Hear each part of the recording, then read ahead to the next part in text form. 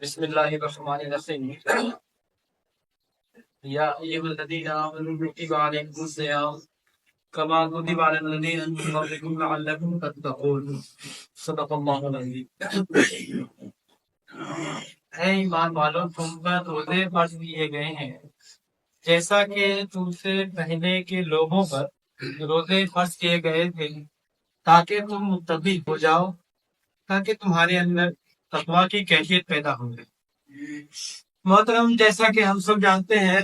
اور یہ بہت ہی خوشی کا موقع ہے کہ ہمارے سامنے ایک بار پھر سے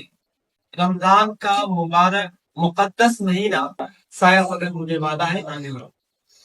یہ مقدس مہینہ ہماری دراصل تربیت کا مہینہ ہے، ہمارے لیے یہ ماہ تربیت کا ہے، جسے ہم سنتے آتے ہیں، پڑھا ہے، جانتے ہیں کہ اس مہینے میں قرآن کا نزول ہوا ہے، تو یہ نزول قرآن کا مہینہ ہے۔ اس کے ساتھ ہی ہم دیکھیں، یہ قرآن کا نزول بھی ہماری تربیت کے لیے ہی، تاکہ ہم جان سکیں، ہمیں معلوم ہو کہ اللہ کا کیا حکم ہے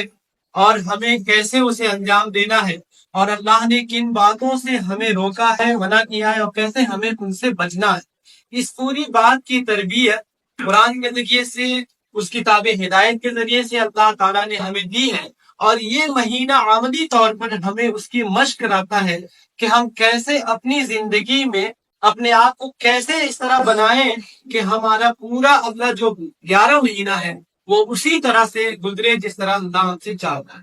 یعنی تقویٰ کی پوری ٹریننگ، پوری تربیت اس مہینہ میں دی جاتی ہے، اس طور پر کہ جیسے ہی ہم روزہ رکھتے ہیں تو ہمارے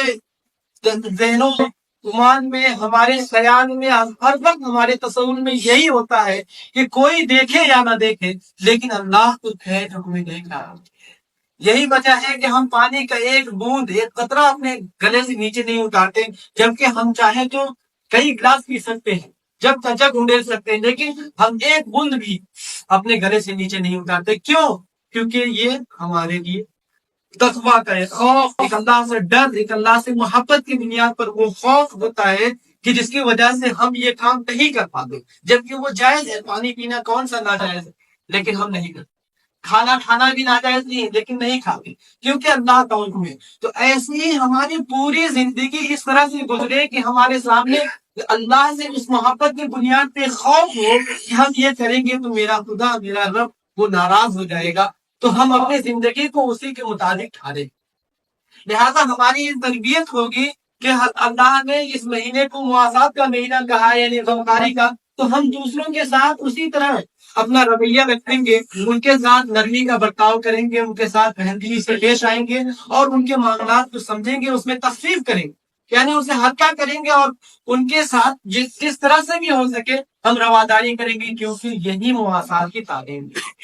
کیونکہ ہم نے پورے مہینے میں یہ محسوس کیا کہ ایک انسان بھوکے کیسے رہتا ہے، ایک انسان پیاسے کیسے رہتا ہے، تو پھر ہمیں احساس ہوتا ہے کہ ہمیں دوسروں کی بھی پریشانیوں کو اسی طرح سے محسوس کرنا چاہیے، اور پھر ہم اس جانب کوشش کریں۔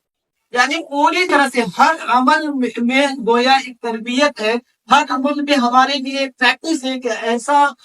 ایک نظام بنا دیا گیا اس پورے 12 مہینے میں سے ایک مہینے کو، جس میں ہمارا تعلق اللہ سے اس قدر مضبوط ہو جاتا ہے، جس کی بنیاد پہ ہم پورا 11 مہینہ ایک بہترین انداز سے گزار سکتے ہیں۔ تو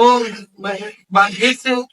یہی اس مبارک مہینے کے استقبال پر یہی کہہ سکتا ہوں، اور ہمیں یہی کوشش کرنی چاہیے کہ اللہ تبارک و تعالیٰ ہمیں اس مبارک مہینے سے زیادہ فائدہ اٹھانے کی اور زیادہ سے زیادہ برکتوں کو حاصل کرنے، بلکہ سمیٹ لینے کی ہمیں توفیق عطا فرمائے کہ بقیہ 11 مہینے میں ہم اسی طرح زندگی گزار سکیں جیسا اللہ ہم سے چاہ رہا ہے۔ اللہ تعالیٰ کو توفیق